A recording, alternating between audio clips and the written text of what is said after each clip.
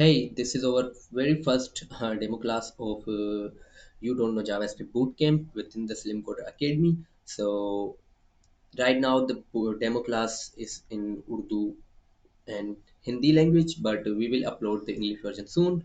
And after the bootcamp program, we will give a student certificate plus talented student will be selected to work with me in the Slim Coder. तो okay तो सबसे पहले मैं आप सब लोगों को वेलकम करता हूँ द स्लिम कोडर एकेडमी में।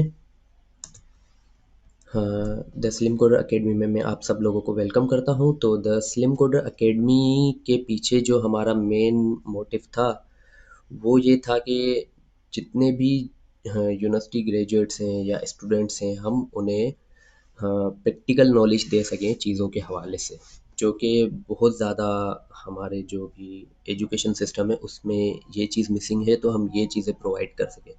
तो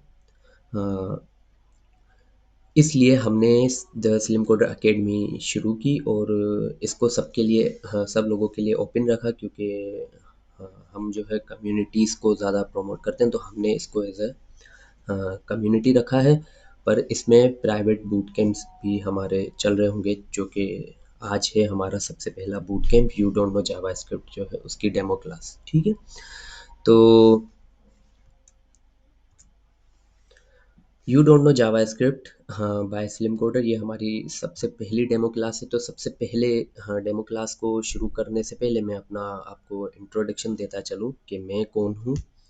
तो मैं हूँ हाँ founder and CEO of slim coder. तो आपको अगर मेरे बारे में और कुछ जानकारी चाहिए तो आप the slim coder dot com पर जाइएगा, वहाँ पे आपको मेरे बारे में हाँ, हर जानकारी मेरे काम के बारे में और हमारे जो भी अकेडमी अभी हम रन कर रहे हैं उसके बारे में आपको सारी जानकारी मिल जाएगी। ठीक है, और मेरा नाम है Vivekananda Sharma.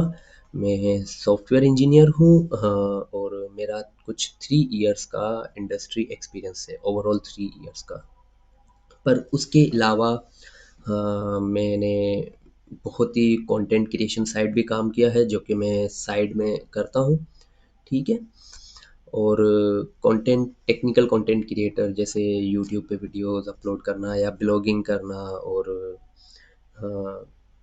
Different like public speaking करना डिफरेंट इवेंट्स में। तो ये एक मेरा लाइक साइड में काम चल रहा होता है, तो मैं ये भी कर रहा होता हूँ। उसके अलावा मेरे इससे मुझे बहुत ही ज़्यादा एडवांटेज हुआ है। मतलब पहली बात तो ये कि मुझे अगर जॉब अपॉर्चुनिटीज़ के हवाले से या डिफरेंट अपॉर्चुनिटीज़ के हवाले से मुझे बहुत ही ज़्यादा इस चीज़ में एडवांटेज हुआ है। तो जो चौथा पॉइंट है वो है कि मेरी 1K प्लस रेपुटेशन से स्टैक ओवरफ्लो पे। तो स्टैक ओवरफ्लो एक ऐसा प्लेटफॉर्म है जहाँ पे आप लाइक डिफरेंट लोग क्वेश्चन पूछते हैं तो आप उनका जवाब देते हैं तो आपको पॉइंट्स मिलते हैं, राइट। तो ये मेरी स्टैक ओवरफ्लो की प्रोफाइल है जहाँ पे मैं लोगों को जवाब देता हूँ और लाइक डिफरेंट लोगों की प्रॉब्लम्स फिर उससे सॉल्व होती हैं इन जवाब देने के थ्रू। और 182 पीपल मेरे पास रीच है ओवरऑल, जहाँ पे मैंने लोगों को इतने लोगों तक मेरे जवाब पहुँचे हैं। ओके, और 10 ऑर्गेनाइजेशंस हैं मेरी गिटअप पे। तो 10 ऑर्गेनाइजेशंस अगर आप मेरी गिटअप प्रोफाइल खोलेंगे गिटअप डॉट हाँ मैं आपको दोनों के लिंक शेयर कर देता हूँ। हाँ हाँ कन्वर्जेशन में ये मेरा स्टैक ओवरफ्लो है और ये हमारा आ गया गिटहब। ओके, तो गिटहब पे आप डिफरेंट ओपन सोर्स प्रोजेक्ट्स पे कंट्रीब्यूट करते हैं। गिटहब पे आप डिफरेंट ओपन सोर्स प्रोजेक्ट्स पे कंट्रीब्यूट करते हैं और आप दूसरे लोगों के कोड पे काम करते हैं। ठीक है, आप जब भी दूसरे लोगों के कोड पे काम करेंगे और उनके कोड पे कुछ फिक्सिंग करेंगे तो इससे आपकी जो प्रोग्रामिंग स्किल्स हैं वो और ज़्यादा बेटर होंगी। तो ये मेरी गिटअप प्रोफाइल है, आप देख सकते हैं ये ऑर्गेनाइजेशंस होती हैं गिटअप पे जो कि आप ज्वाइन करते हैं और ये आपको तब मिलती हैं जब आप उन ऑर्गेनाइजेशंस में कंट्रीब्यूट करते हैं। ठीक है, और यहाँ पे गिटअप पे जैसे इंस्टाग्राम और डिफरेंट प्लेटफॉर्म्स पे फॉलोअर्स होते हैं, तो वैसे ही गिटअप पे भी फॉलोअर्स होते हैं जो कि लोग आपको फॉलो करते हैं आपका काम और ज़्यादा देखने के लिए।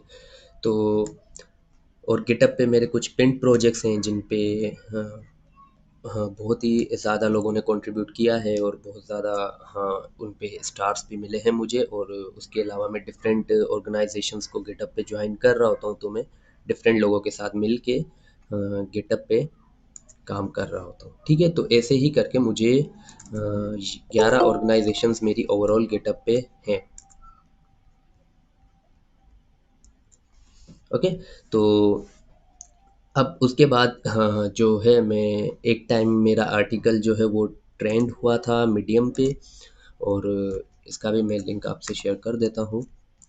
हम्म, तो ये आर्टिकल मेरा हाँ, ट्रेंड हुआ था मीडियम पे। ये मेरा मीडियम है और इसमें एक आर्टिकल जो मेरा था मैंने माइक्रो सर्विसेज पे लिखा था, तो वो जावास्क्रिप्ट हैशटैग जावास्क्रिप्ट में सबसे ज़्यादा ट्रेंडिंग पे गया था, राइट।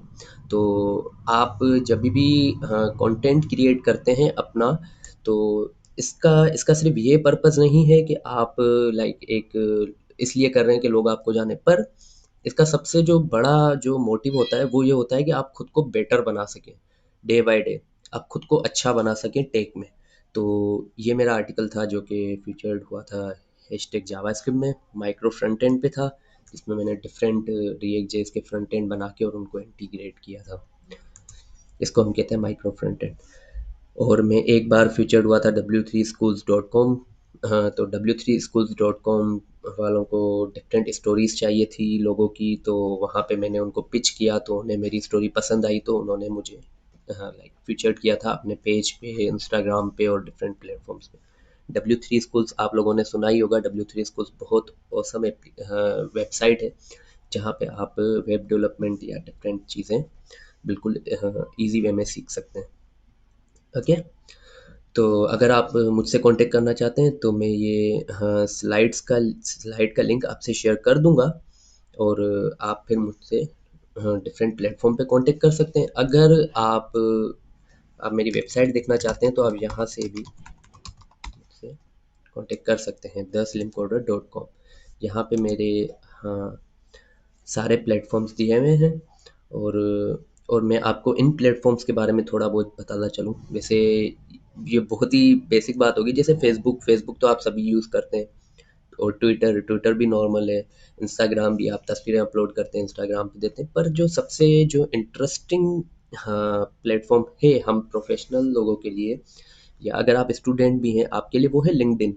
आप लिंक्डइन को हाँ, जितना बेटर बना सकते हैं आप बनाइए अपने लिंक्डइन को, क्योंकि ये मेरा लिंक्डइन है, आप मेरा लिंक्डइन देख सकते हैं। और अपने लिंक्डइन को आप जितना बेटर बनाएंगे उतना आपके पास ज़्यादा हाँ अपॉर्चुनिटीज़ होंगी, राइट। हाँ, लोगों से मिलने के लिए, लोगों से जुड़ने के लिए, और आपको ज़्यादा जॉब अपॉर्चुनिटीज़ उसमें हाँ लिंक्डइन के थ्रू मिलेंगी। ठीक है, तो आप अपनी लिंक्डइन को हाँ, जो है अच्छा और ज़्यादा मेंटेन कीजिए। ये मैं आपको आगे चल के और भी इनके बारे में टिप्स देता रहूँगा साथों साथ, पर अभी आपको मैं बेसिक्स जो है चीज़ें वो बता रहा हूँ।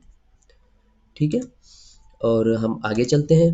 अब जैसा कि मैंने आपको बताया, मेरा जो दूसरा नाम अभी हो चुका है जो कि इंडस्ट्री में, वो स्लिम कोडर हो चुका है। विवेक, अभी मुझे विवेक से कोई नहीं जानता, मुझे सब स्लिम कोडर से जानते हैं। तो उसकी वजह ये है कि हाँ, उसकी वजह मैं आपको बताता हूँ क्या है। उसकी वजह ये थी कि आज से कुछ 2 साल पहले हाँ, मैं म्यूज़िक सुन रहा था। म्यूज़िक आप सभी सुनते हैं जब आप लाइक आपको एंटरटेनमेंट चाहिए होता है, या इन सम वे मतलब आपको अपना माइंड फ्रेश करने के लिए, एक्टिव करने के लिए आप म्यूज़िक सुनते हैं। तो मैं एक दिन सुन रहा था 2 साल पहले, और मैं इमिनेम का बहुत बड़ा फ़ैन हूँ, हिप हॉप म्यूज़िक और ओल्ड स्कूल हिप हॉप, इन सब का।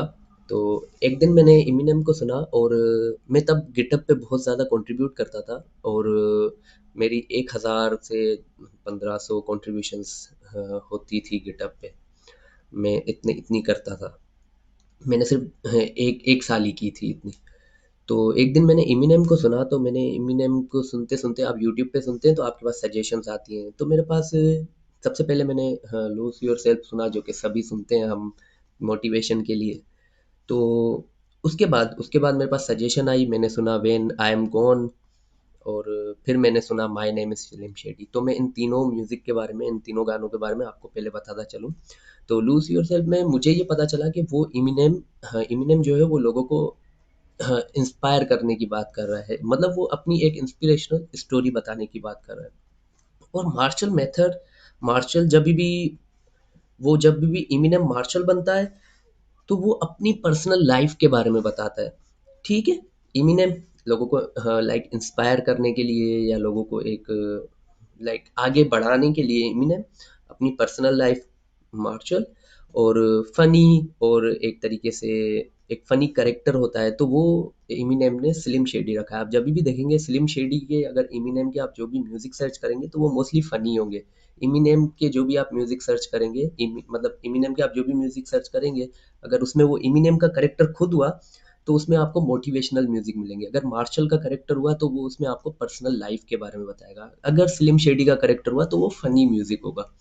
तो ऐसे मुझे आइडिया आया कि क्यों ना मैं भी कुछ ऐसे ही करूँ टेक से रिलेटेड। तो मुझे पहले तो ये वियर्ड लगी बात कि मैं, हाँ, लाइक लोग पता नहीं समझेंगे भी या नहीं, पर बिल्कुल बिल्कुल मेरा बहुत ही अच्छा डिसीजन था कि बजाय अपने नाम को यूज़ करने के मैंने एक ब्रांड का नाम, मतलब एक डिफरेंट नाम मैंने जो है यूज़ किया। अब इससे मुझे ये फ़ायदा हुआ कि जब कभी भी आप गूगल पे लिखते हैं, अगर आप गूगल पे लिखेंगे स्लिम कोडर, तो आपको हमेशा, आपको मेरे बारे में डिटेल्स मिल जाएंगी।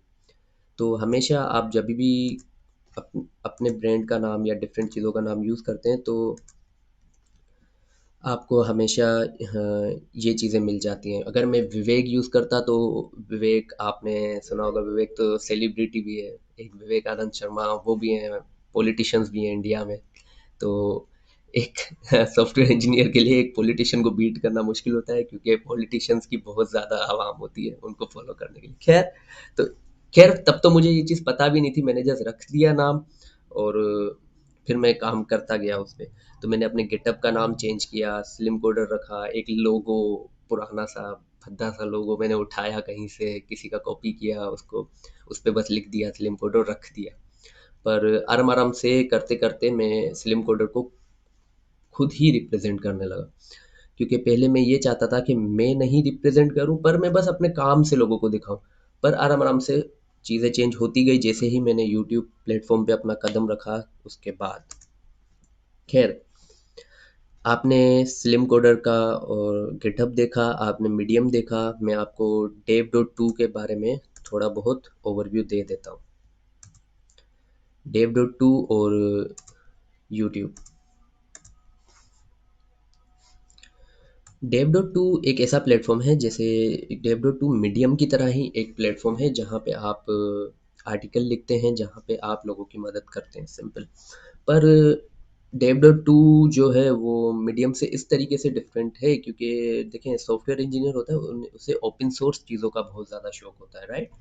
ओपन सोर्स चीज़ें पसंद होती है सॉफ्टवेयर इंजीनियर को, मतलब मुझे तो बहुत पसंद है ओपन सोर्स। क्यों? क्योंकि मुझे उनके लिए पे नहीं करना पड़ता, और जो चीज़ मैं अगर $100 में बाय कर रहा हूँ तो वो मुझे फ्री में भी मिल जाती है। तो ये होता है सबसे बड़ा फ़ायदा ओपन सोर्स प्रोडक्ट यूज़ करने का। तो वैसे ही मीडियम जो है वो ओपन सोर्स नहीं है, पर dev dot to open source है। इसका कोड आपको गिटहब पे मिल जाएगा। आप इसमें भी इनकी वेबसाइट पे भी कंट्रीब्यूट कर सकते हैं। डेव डॉट टू की सबसे अच्छी खासियत ये है कि ये सिर्फ, हाँ, प्रोग्रामर्स कम्युनिटी के लिए ये प्लेटफॉर्म बनाया गया है, और यहाँ पे बहुत ज़्यादा आपको लोग मिलेंगे अपना काम जब आप शेयर करेंगे तब। वेलकम टू, और ये मेरा यूट्यूब चैनल है। आई होप आप सब लोगों ने मेरा यूट्यूब चैनल सब्सक्राइब किया होगा। मैं आपसे फिर भी लिंक यहाँ पे शेयर कर देता हूँ। आप मेरा यूट्यूब चैनल भी सब्सक्राइब कर सकते हैं। यहाँ पे मैं फ्री टाइम में डिफरेंट कंटेंट वगैरह अपलोड कर रहा होता हूँ। तो यूट्यूब चैनल के लिए आपको पर्सनली आना पड़ता है, फ़ेस टू फ़ेस बात करनी पड़ती है। तो जब मैं स्लिम कोडर नाम रख रहा था, तब मैंने ये नहीं सोचा था कि मैं ऐसे आऊँगा। मेरा ये मोटिव नहीं था। मेरा ये था कि मैं बस काम करूँगा। अब वो मैं छुप के करूँ, कैसे भी करूँ, पर अगर आप जब छुप के काम करते हैं, तो उसका एक नुकसान ये होता है कि आपका काम किसी को बहुत मुश्किल होता है लोगों को दिखाना। तो हमेशा आप अपना काम दिखाएँ, डिफरेंट प्लेटफ़ॉर्म्स पे शेयर करें, लिंक्डइन पे शेयर करें, उसकी यूट्यूब वीडियो बना के शेयर करें। मैं आपको एक एग्ज़ाम्पल दे देता हूँ। जैसे मैंने एक प्रोजेक्ट बनाया था जिसके आज 3.6 के व्यूज़ हैं, ये मैंने 3 साल पहले इस प्रोजेक्ट को अपलोड किया था, और एक के 1.5 के व्यूज़ हैं यूट्यूब पे। तो हमेशा आप जब काम दिखाएंगे तो लोगों को पता चलेगा, हाँ ये ये बंदा है यहाँ से, और ये है जो कि ये काम करता है, सिंपल। तो जैसा कि आपने अभी पूरा मेरा इंट्रोडक्शन देखा, तो आप समझ गए होंगे कि slim code love open source, या true, I love open source, और ओपन सोर्स प्रोडक्ट पे मुझे काम करना अच्छा लगता है। वैसे प्राइवेट प्रोजेक्ट्स पे तो हम जॉब वगैरह में काम कर ही रहे होते हैं, पर ओपन सोर्स की एक पूरी कम्युनिटी होती है, और उनके साथ काम करने का अलग ही मज़ा है। आपको एक अलग डिफरेंट तरीके के लोग मिलेंगे, डिफरेंट जगहों से लोग मिलेंगे, और उनकी उनकी अलग ही बातें होंगी, आपको उनसे सीखने को भी बहुत कुछ मिलेगा। तो मैं ये आपको ज़रूर सजेस्ट करूँगा कि आप गिटहब जैसे प्लेटफॉर्म ट्राई करें। पर अगर आप लाइक, मैं ये सारी चीज़ें आपको सिखाऊंगा, ठीक है, मैं ये सारी चीज़ें, आप बेफिक्र हो जाए, मैं आपको गिटहब सारी चीज़ें सिखाऊंगा, सारी चीज़ें समझाऊंगा ये कैसे होती हैं यूज़, और मैं आपकी एक बहुत ही ज़्यादा अच्छी प्रोफाइल पोर्टफोलियो बना के दूंगा, ठीक है। अच्छा, तो हाँ, हम इंट्रोडक्शन वाले पार्ट को यहीं तक एंड करते हैं। अभी अगर अभी तक आपका कोई सवाल हो तो आप पूछ सकते हैं, क्योंकि अभी हम थोड़ा, हाँ, प्रोग्रामिंग की कोडिंग की तरफ जाएंगे। जी, एक सवाल है। जी। अच्छा, मेरा सवाल है कि ये जो कोर्स है जावास्क्रिप्ट का, ये इसकी ड्यूरेशन है कितनी?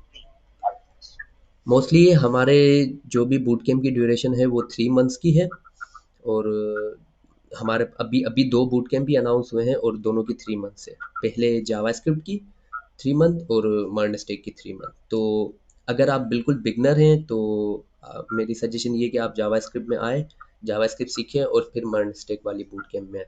तो 3 3 मंथ की अच्छा, दोनों। क्योंकि इसके अंदर लॉजिक्स वगैरह क्लियर नहीं है कि किस तरह काम वगैरह होता है, तो वो चीजें मैंने कवर करनी है कि नॉलेज था, लेकिन लॉजिक जो है वो बिल्ड करने में इशू होता है। ओके, ओके, वो कोई इशू नहीं है। वो तो आप साथों साथ जैसे ही काम करते रहेंगे तो आपकी लॉजिक्स भी बिल्डअप होती रहेंगी। आप डिफरेंट प्रोजेक्ट्स बनाते रहेंगे तो लॉजिक भी बिल्डअप होती रहेंगी, और आप डिफरेंट, जैसे हैकर रैंक वगैरह या डिफरेंट चीज़ें हैं उन पे भी काम करेंगे, तो उन पे प्रॉब्लम सॉल्व करेंगे, तो वो भी आपकी होती रहेंगी। पर ये चीज़ें हम जब, हाँ, सीखेंगे तो हम ये चीज़ें लॉजिक के हवाले से भी कवर करेंगे, आप उसका बेफिक्र हो जाए। ठीक। ओके। हाँ। अच्छा, तो अभी हम चलते हैं हमारे जो सबसे पहली जो क्लास है उसकी तरफ, और वो है हमारी डेमो क्लास, ठीक है। हम्म, तो ये सबसे पहले मैं आपको, हाँ, जो आईडीई मैं यूज़ कर रहा हूँ उसके बारे में बताता चलूँ। ये विजुअल स्टूडियो कोड आईडीई है, ठीक है। Visual studio code IDE open source है, और इसको माइक्रोसॉफ्ट मेंटेन करता है। तो आपको ये आईडी मिल जाएगी, आप इस आईडी को यूज़ कर सकते हैं अपने पर्पस के हिसाब से। ये आईडी बहुत यूज़ की जाने वाली आईडी ही है। मोस्टली जावास्क्रिप्ट के जो डेवलपर्स हैं वो इसे बहुत ज़्यादा यूज़ करते हैं।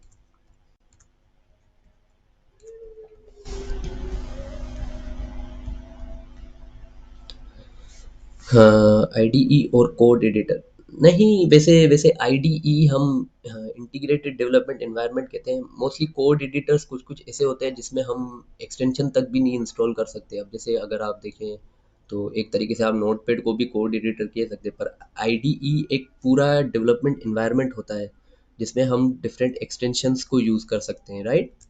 तो आईडी का ये पर्पस होता है, जैसे मैंने यहाँ पे गिटहब को पायलट यूज़ किया, डॉकर यूज़ किया, ये कुछ एडवांस टेक्नोलॉजीज़ हैं उनकी। तो आईडी में आप डिफरेंट एक्सटेंशन यूज़ करके उसको नेक्स्ट लेवल तक लेके जा सकते हैं। वैसे कोड एडिट तो आपको पता ही है कि आप नोटपैड से भी कर सकते हैं, पर नोटपैड में आप एक्सटेंशन नहीं कर सकते। तो वैसे ही नोटपैड प्लस प्लस हो गए या डिफरेंट चीज़ें हो गई, पर आईडीई का एक पूरा एनवायरनमेंट दिया जाता है आपको, पूरा एनवायरनमेंट मिलता है, जैसे डीबगर हो गया या सोर्स कंट्रोल हो गया, गिट और गिटहब, ये सारी चीज़ें, ठीक है। अच्छा, तो अभी हम बढ़ते हैं हमारे जो सबसे जो फर्स्ट जो अभी हमारी डेमो क्लास होने वाली है उस पे, जो कि हम अभी थोड़ा बहुत कोड थोड़ा बहुत देखेंगे कि कैसे चीज़ें काम करती हैं, ठीक है? तो मैं सबसे पहले एक हम क्योंकि क्योंकि अभी हम जावास्क्रिप्ट की बूट कैंप हाँ, जावास्क्रिप्ट से रिलेटेड डेमो क्लास ले रहे हैं, तो मैं आपको बिल्कुल एचटीएमएल से दिखाऊंगा कि चीज़ें कैसे वर्क करती है, ठीक है? तो हम अभी एक एचटीएमएल फाइल बना लेते हैं, ये बिल्कुल हाँ, यू डोंट नो जावास्क्रिप्ट जो है वो बिल्कुल बिगनर्स के लिए है। और कल हम मर्न स्टेक की जो डेमो क्लास है वो भी हम शुरू करेंगे, तो आप उसको भी ज्वाइन कर सकते हैं और उसकी भी लाइव रिकॉर्डिंग्स आपको पेज पे मिल जाएंगी। वैसे अभी अभी मैंने एक index dot H T M L file बनाई है विजुअल स्टूडियो कोड आई से। मैं क्या करता हूँ, मैं यहाँ पे सिंपल, आपको पता है कि जब भी आप प्रोग्रामिंग कोई भी शुरू करते हैं तो आप हमेशा उसको हेलो वर्ल्ड से शुरू करते हैं, ठीक है? तो मैंने एक index dot H T M L की फाइल बना दी जिसमें मैंने लिख दिया हेलो वर्ल्ड। देखिए, मुझे हेलो वर्ल्ड प्रिंट किया हुआ मिल गया। आप देख रहे हैं, मैंने सिर्फ हेलो वर्ल्ड लिखा है। अब हम बढ़ते हैं इसके एलिमेंट्स की तरफ कि इसने क्या किया है, ठीक है? आप देखिए, मैंने तो सिर्फ कोड में हेलो वर्ल्ड लिखा है, पर ब्राउज़र इतना इंटेलिजेंट है। मोस्टली जो भी ब्राउज़र है जैसे क्रोम और हाँ, जो भी हमारे पास है फायरफॉक्स और डिफरेंट ब्राउज़र, वो बहुत ज़्यादा इंटेलिजेंट हैं, तो वो कुछ गलतियाँ जो होती हैं वो खुद ही उनको सॉर्ट आउट करके और चीज़ शो करवा देते हैं। तो वरना अदरवाइज़ आपको वो चीज़ें मैन्युअली करनी पड़ती है, ठीक है? तो अब देखिए हमारे ब्राउज़र ने क्या किया, हमें एक हाँ, लाइक एचटीएमएल के टैग में, और उसने एचटीएमएल का टैग में हेड टैग दे दिया और उसमें बॉडी का टैग दे दिया, ठीक है? मैं आपको इन इन टैग्स के बारे में बताता चलूँ। जो एचटीएमएल का टैग होता है वो, लाइक उसको हम ये बता रहे होते हैं कि हाँ, ये हमारी एचटीएमएल है, ठीक है? और हम इसमें वर्जन भी बता रहे होते हैं कि एचटीएमएल 5 है या डिफरेंट वर्जन्स हैं। वैसे मोस्टली ये होता है कि कम लोग होते हैं जो वर्जन के हिसाब से खेलते हैं, वो डायरेक्ट ब्राउज़र में ही लिख देते हैं, तो उससे वैसे गुड प्रैक्टिस ये है कि आप वर्जन भी बताएँ, ठीक है? तो यहाँ पे हमारे पास ये एचटीएमएल है और हेड का टैग वो होता है कि जहाँ पे आपको डिफरेंट फाइल्स लिंक करनी होती हैं, जैसे हाँ, स्टाइल्स की और हाँ, स्क्रिप्ट की, जावास्क्रिप्ट की। तो या मेटा मेटा टैग्स आप डिफरेंट वेबसाइट्स में हाँ ऐड करते हैं मेटा टैग्स। तो मेटा से ये फ़ायदा होता है कि वो आपको गूगल सर्चेस में गूगल सर्चिंग में बहुत ज़्यादा हेल्प करते हैं। तो वो सारी चीज़ें हेड में आती हैं, वो चीज़ें जो कि शो नहीं हो रही होती, वो चीज़ें जो कि एक वेबसाइट का दिमाग होता है, लाइक हेड, हमारा भी हेड।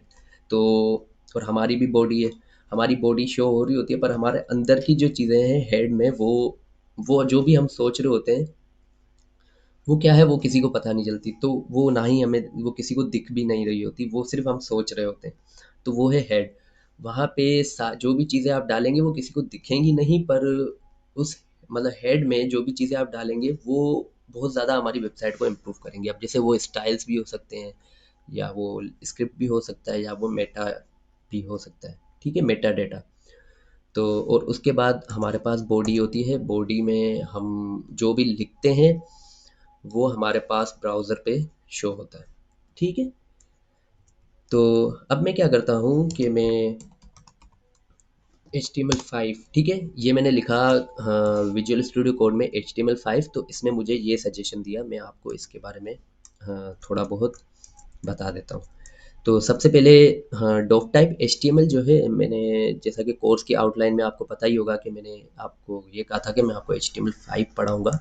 तो मोस्टली वर्जन्स में इतना कुछ डिफरेंस नहीं होता है HTML के, वो सिर्फ सिंपल टैग्स होते हैं, ठीक है? ये है हमारा HTML5, ठीक है?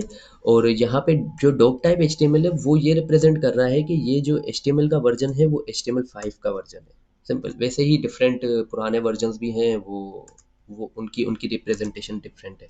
तो हर HTML के वर्जन की अपनी रिप्रेजेंटेशन होती है।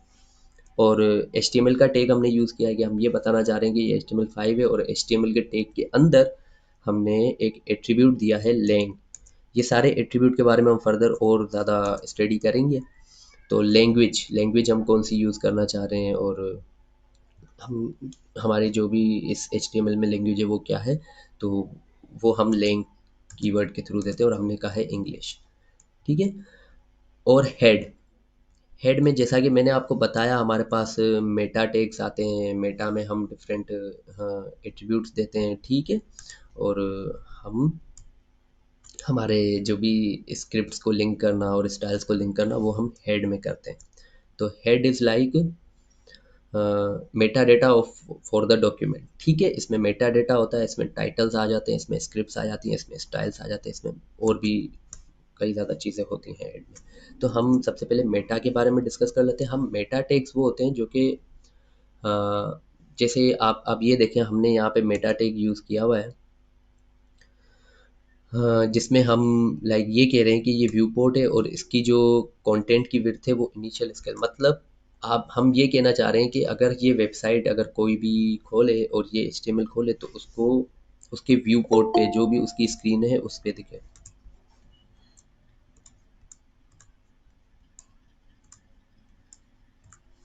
जो भी इसकी हाँ स्क्रीन है उस पे दिखे। और वैसे ही हाँ UTF-8 का हमने करेक्टर सेट यूज़ किया है। वैसे डिफरेंट यूनिकोड के करेक्टर्स होते हैं, ये पूरे ब्राउज़र के इंटरनल करेक्टर्स होते हैं। तो UTF-8 का ऐसा समझे कि यूनिवर्सल करेक्टर होता है, करेक्टर सेट जो कि हमने यूज़ किया है, जो कि इस HTML को उसमें चेंज करेगा। और टाइटल टाइटल जो है हमारा अभी मैं आपको टाइटल के बारे में मैं आपको ओवरव्यू एक दिखा देता हूँ। अभी आप करंटली देखें कि ये आप वेबसाइट देख रहे हैं, इसमें टाइटल क्या है, index.html। अभी मैं इसको मैंने रिफ्रेश किया तो हमारे पास आ गया डॉक्यूमेंट। क्यों? क्योंकि टाइटल पे हमने डॉक्यूमेंट दिया है, टाइटल में हमने डॉक्यूमेंट लिखा है। अब मैं यहाँ पे लिखता हूँ डेमो क्लास। ठीक है। मैंने यहाँ पे लिखा डेमो क्लास, तो ये आप देखें हमारे पास यहाँ पे आ गया डेमो क्लास। आप समझ रहे हैं? मतलब टाइटल जो है वो हमारा जो कि हाँ, टैब पे जो टेक्स्ट जो हो रहा है वो हमारा टाइटल है, और वो हम हेड में देते हैं। क्योंकि वो बॉडी में नहीं दे सकते, हम कहीं भी नहीं दे सकते। क्यों? क्योंकि वो यूज़र को शो नहीं होता। मतलब मेरा कहने का मतलब ये है कि ये सिर्फ टैब में शो होता है, ये बॉडी के अंदर शो नहीं होता। सही है। क्योंकि बॉडी डिफरेंट चीज़ है टैब से।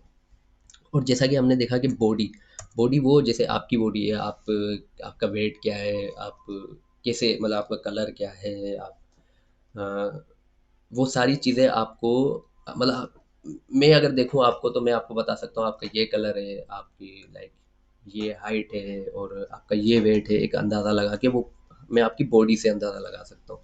बॉडी वो होती है जो कि सबको दिख रही होती है, जो कि यूज़र्स होते हैं उनको। तो हमारे पास HTML में भी बॉडी होती है जिसमें हम डिफरेंट टैग्स यूज़ करते हैं। जैसे H1 का टैग जो कि हमारे पास हेडिंग का टैग होता है, जो कि सबसे बड़ी जो है हेडिंग होती है। ठीक है। ये हमारे पास H1 का टैग है। सही है।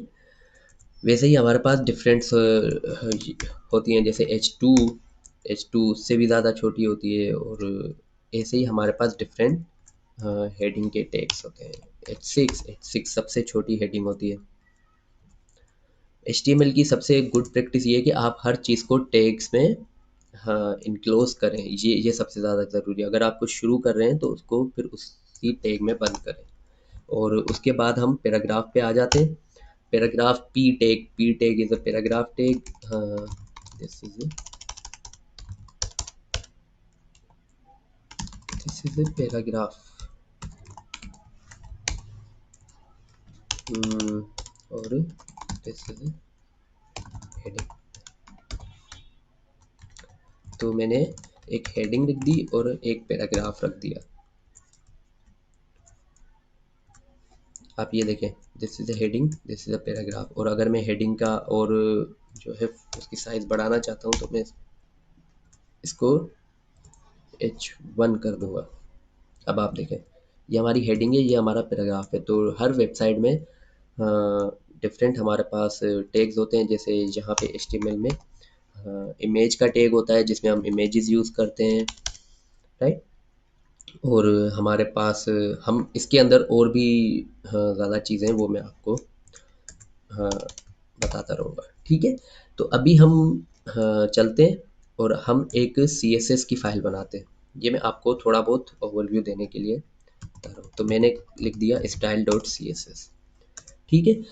अब हाँ, मोस्टली HTML वो होता है जो कि आप लाइक HTML ऐसा समझे स्केलेटन, एक वेबसाइट का स्केलेटन जो है वो HTML होता है, और उस पे फिर स्टाइलिंग लेके आना, उसकी कलरिंग करना, और ये सारी चीज़ें CSS से होती हैं।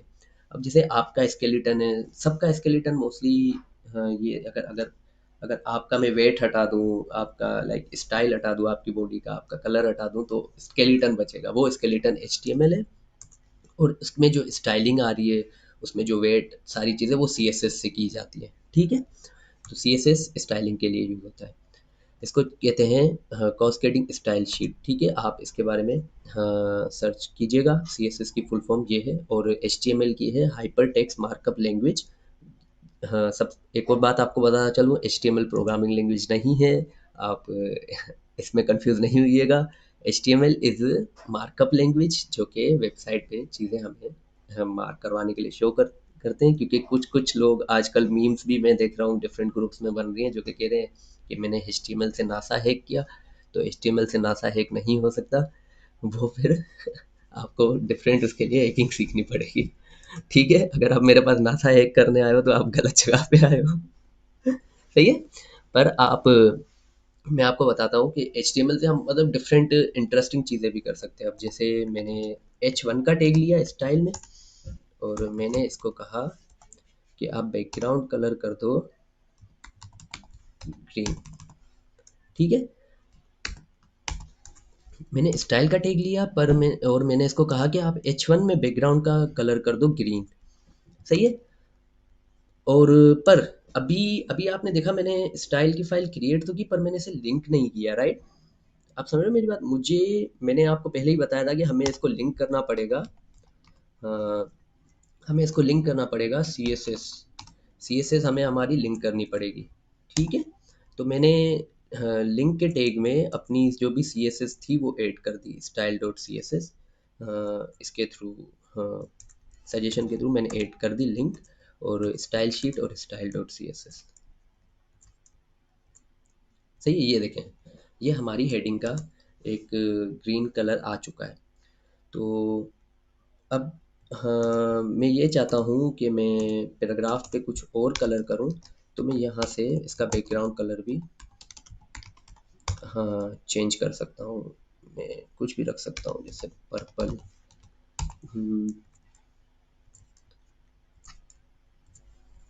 सही है। तो देखें, ऐसे हम, हाँ, HTML और CSS पे काम करेंगे, कि हम पहले डिफरेंट HTML लिखेंगे और फिर उनकी स्टाइल शीट करेंगे, और ये हम बहुत ही ज़्यादा एडवांस लेवल पे करेंगे। पर उसके उसके बाद हम फिर इसको बूट कैम्प में हम बूट स्ट्रैप भी यूज़ करेंगे। बूट स्ट्रैप बहुत अच्छी एक लाइब्रेरी है स्टाइल के लिए। मैं आपको इसके बारे में भी दिखा देता हूँ। हम बूट स्ट्रैप यूज़ करेंगे। बूट स्ट्रैप हमारी एक CSS का हमारा मॉड्यूल है। हाँ, ये बूटस्ट्रैप,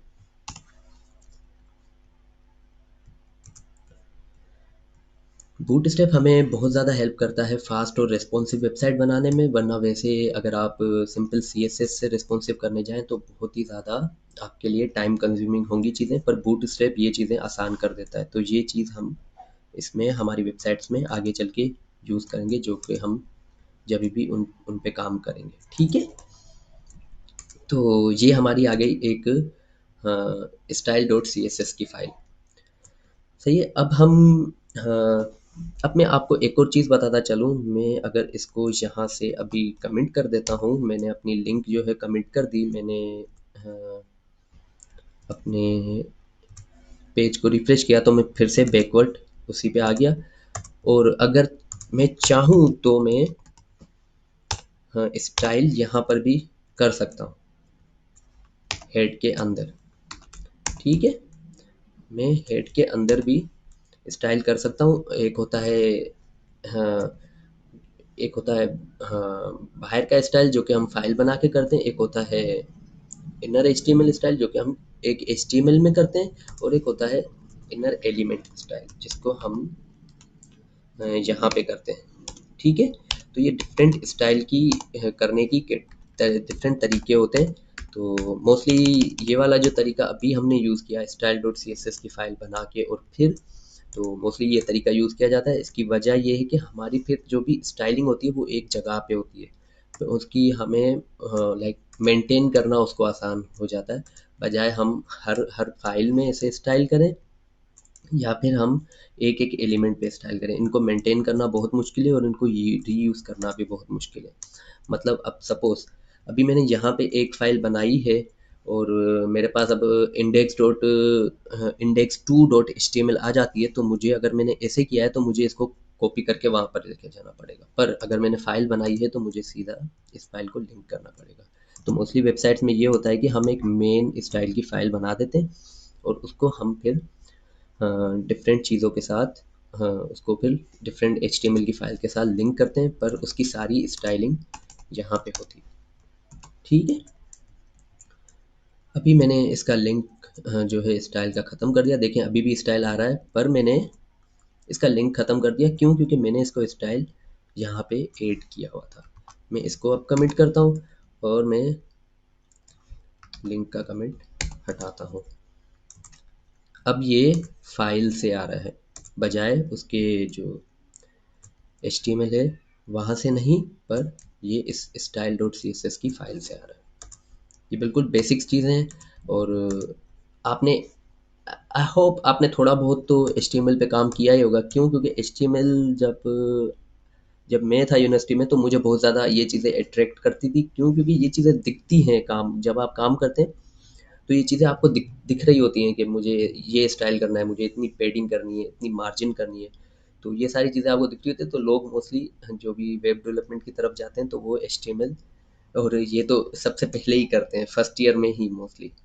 अगर आपने नहीं किया तो आप बेफ़िक्र हो जाएँ, आप यहाँ पे मेरे पास और भी ज़्यादा चीज़ें सीखेंगे, ठीक है।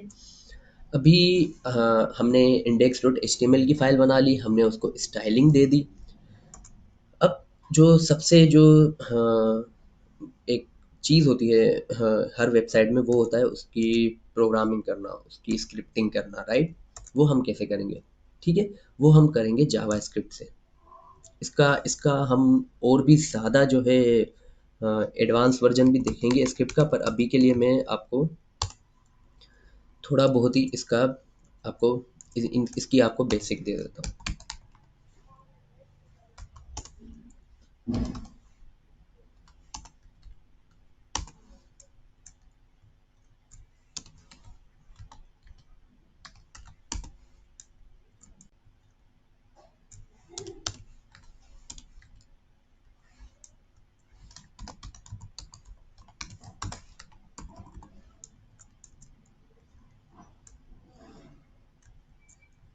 ठीक है, अभी हमने एक स्क्रिप्ट की फ़ाइल बना दी और अभी हम यूँ करते हैं कि हम एक कंपोनेंट बना लेते हैं और उस कंपोनेंट का मैं नाम रख लेता हूँ पैराग्राफ, और यहाँ पे मैंने आईडी दे दी और इस आईडी का मैं नाम रख देता हूँ जेएस, ठीक है। मैंने जेएस मतलब जावास्क्रिप्ट रख दिया और इसको मैंने यूं ही रख दिया, सही है। अब मैं क्या चाहता हूँ कि मैं ये चाहता हूँ कि ये स्क्रिप्ट जैसे ही लोड हो मेरी, तो ये जो खाली पैराग्राफ है ये इसमें कुछ लिख के दे दे। तो हम देखते हैं कि ये कैसे होता है। तो इसके लिए हमारे पास जावास्क्रिप्ट में जो कि हमारा ब्राउज़र होता है वो पूरा एक डॉक्यूमेंट बनता है, राइट? मतलब अगर आपको कोई भी चीज़ एचटीएमएल से उठानी है या आपको जावास्क्रिप्ट में काम करना है और एचटीएमएल अपडेट करनी है तो आप हमेशा डॉक्यूमेंट यूज़ करेंगे। और document dot gate element by ID, ID का जो पैरामीटर होता है वो चीज़ों को डिफरेंशिएट करने के लिए होता है। एट्रीब्यूट जो होता है वो चीज़ों को डिफरेंशिएट करने के लिए होता है। मतलब मैं अगर आईडी यहाँ पे दे रहा हूँ पैरा, तो ये चीज़ अलग है और ये चीज़ अलग है, ठीक है। पैरा और जेएस ये दोनों अलग अलग तरीके से डिफरेंशिएट होंगे और फिर मैं उनको स्क्रिप्ट में उस हिसाब से यूज़ कर सकता हूँ, सही है। तो अभी हमने एक स्क्रिप्ट हमारी लिख दी है और इस स्क्रिप्ट को अभी मैं ये करता हूँ कि जैसे ही मेरी स्क्रिप्ट लोड हो तो वो जेएस में कुछ ना कुछ कंटेंट लेके आ जाए। तो गेट एलिमेंट बाय आईडी, और आईडी को मैं लग कर देता हूँ JavaScript dot inner HTML hello JavaScript.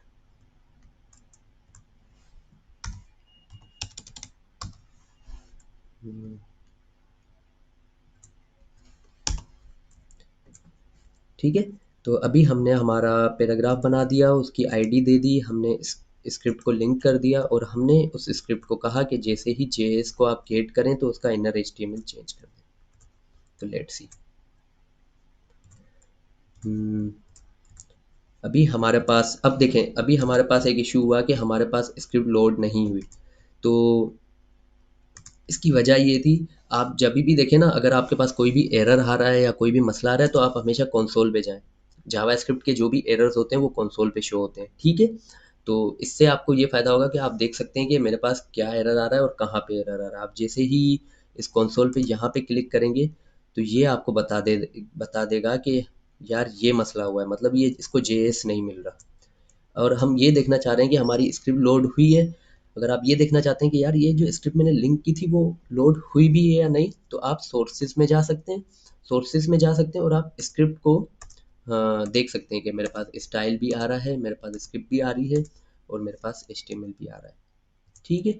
अब हम इसका जो है एरर फिक्स करने की कोशिश करते हैं कि क्या एरर हुआ है, क्या मसला हुआ है। ठीक है। अब ये कह रहा है कि cannot set property of null, मतलब हमारे पास जो ये वाली प्रॉपर्टी है ये नल है। क्यों नल है देख लेते हैं। अगर मैं इसको gate element by ID JS करता हूँ। हम्म,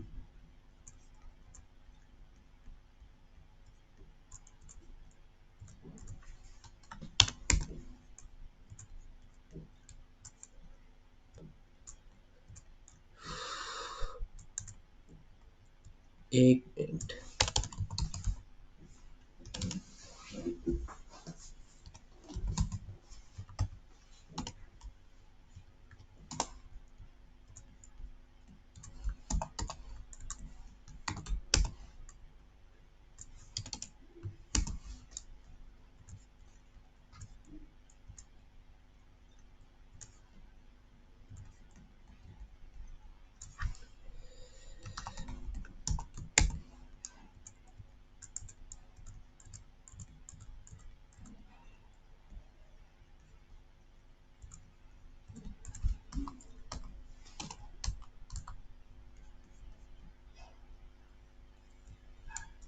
हम्म,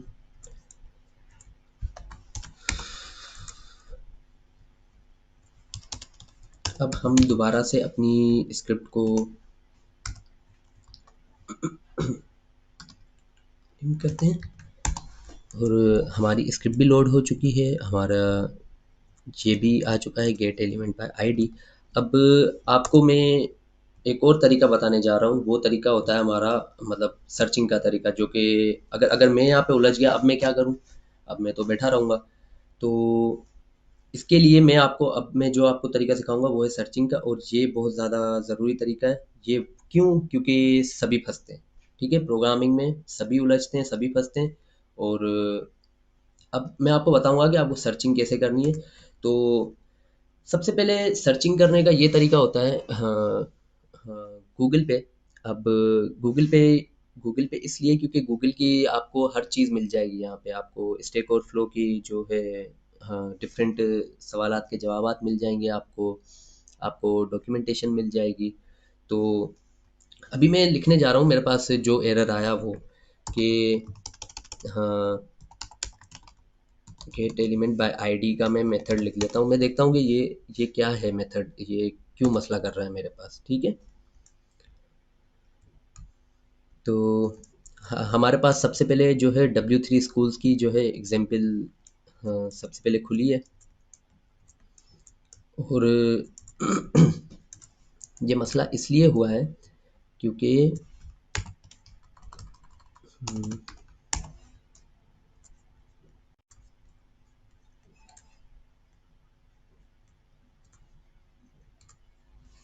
देखिए, ये मसला इसलिए हुआ क्योंकि हमारी जो स्क्रिप्ट है हाँ, वो देर से लोड होती है एज़ कम्पेयर टू हमारी एचटीएमएल। तो इसीलिए हम इसको हाँ, हमेशा बॉडी के एंड में देते हैं और ये कहते हैं कि जैसे ही मेरी एचटीएमएल पूरी लोड हो तब आप स्क्रिप्ट लोड करो। अब क्या हुआ, हमारे हमारे केस में मसला क्या हुआ, हमारे केस में ये मसला हुआ कि हमने कोड तो सही लिखा था, ठीक है, पर फिर भी हमारा हाँ, जो मसला मतलब हमारा मसला कोडिंग का नहीं था, हमारा मसला था लिखने का तरीका। एचटीएमएल जो है वो प्रोसीडर लैंग्वेज है और इसमें आपको एक हाँ, प्रोसीजर से चलना पड़ता है, ठीक है। अब मैंने क्या किया, मैं जब इसको ऊपर लेके गया स्क्रिप्ट को, तो यहाँ पे इसने हाँ इशू किया, मैं आपको इशू दिखा देता हूँ, ठीक है। ये कह रहा है कि ये प्रॉपर्टी जो है वो नल है। अब नल क्यों है? क्यों? क्योंकि देखें ये मतलब ये जो चीज़ है ना, हाँ आईडी और जेएस ये लोड ही नहीं हुई है अभी तक।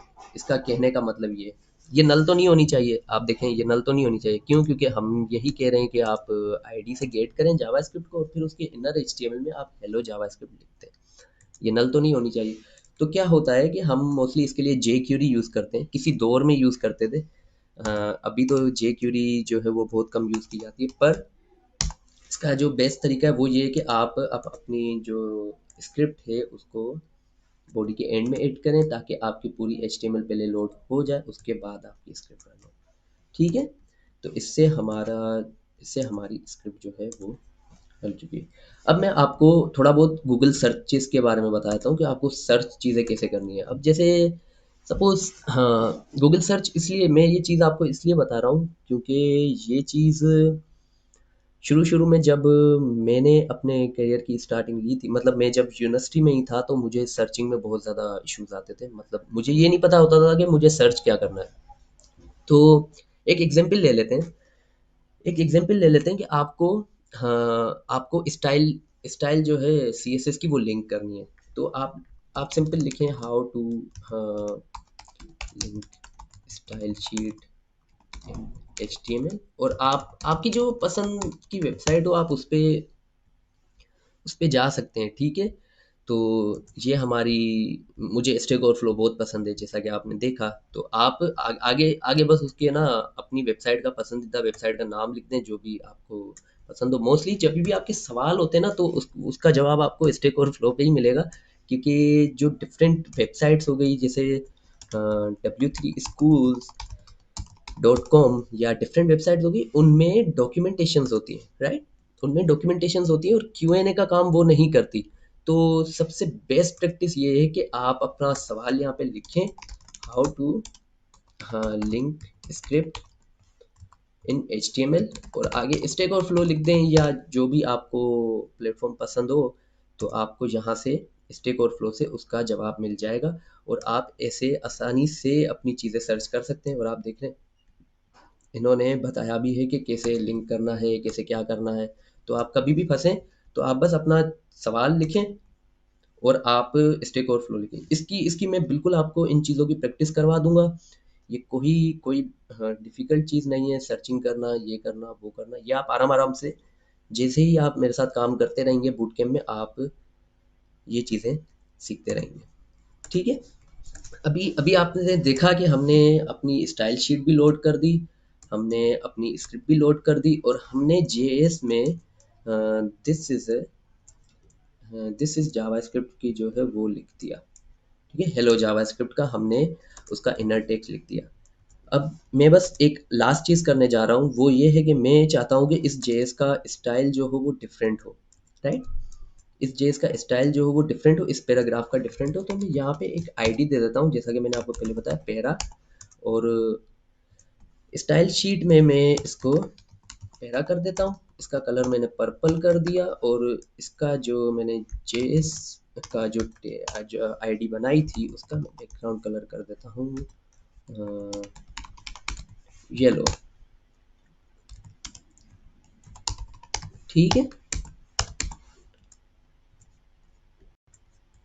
अभी हम देखते हैं, ये देखें अब हमारे पास हेडिंग भी आ गई, पैराग्राफ भी आ गई और वो हाँ, चीज़ जो कि जावास्क्रिप्ट से हमारे पास स्क्रिप्ट से आ रही थी। तो ये हमारा पूरा एक हाँ, छोटा सा एक ओवरव्यू था एचटीएमएल सीएसएस और जावास्क्रिप्ट का। और अभी ये जो थी ये हमारी बिल्कुल एक demo demo kind of class थी। पर मैं आपको यही सजेस्ट करूँगा कि आप डिफरेंट चीज़ें देखें। आप वैसे ही अगर बूट कैंप में आ रहे हैं तो ये बहुत अच्छी बात है। और आई होप फिर ये होगा कि हम डिफरेंट चीज़ें और ज़्यादा देखेंगे, जैसे जैसे कि मैंने आपको अपनी गिटहब प्रोफाइल दिखाई, या जो भी हम गिट वर्जन कंट्रोलिंग के बारे में भी देखेंगे, और थोड़ा बहुत वीएस कोड वगैरह इनके बारे में भी देखेंगे।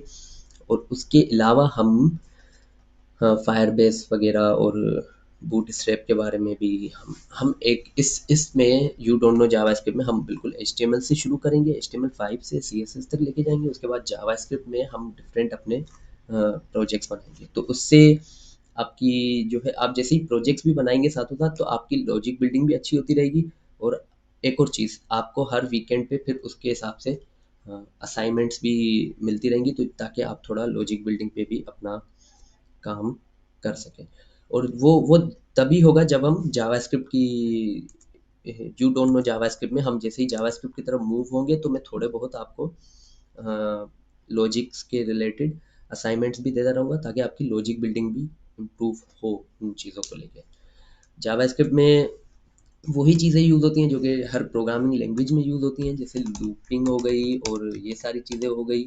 तो ये हम हाँ, आराम-आराम से चीज़ें देखेंगे। और जावास्क्रिप्ट और बहुत बड़ी चीज़ है, वो आपको पता चलेगा मर्न स्टैक वाली डेमो क्लास में, कि आज आज अब जावास्क्रिप्ट क्या हो चुकी है।